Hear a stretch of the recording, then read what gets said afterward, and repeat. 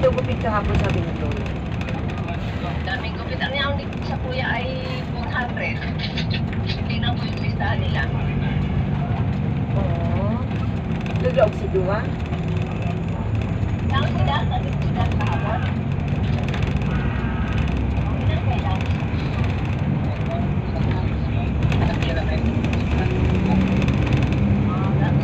May listahan naman doon.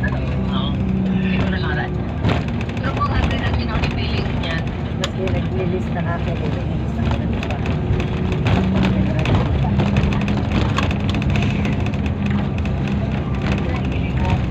Iniligta niya din.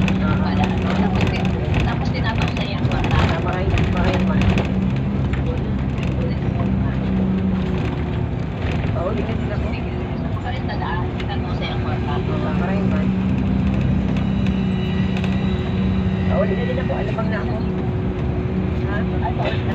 Mauli ka na? Oo. Hindi na ako nakaabot ka sa Alfie. Ka-brother sister na ako nag-turo. Nag-ati ko. Maurahan doon. Yung maragduman. Ako sa pag-aganguran kaya duman.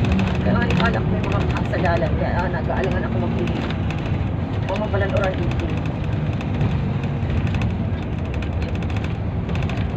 Ganyan, may na oras. Hindi may na. Ano si mama, ayos lang. Ayos na si mama.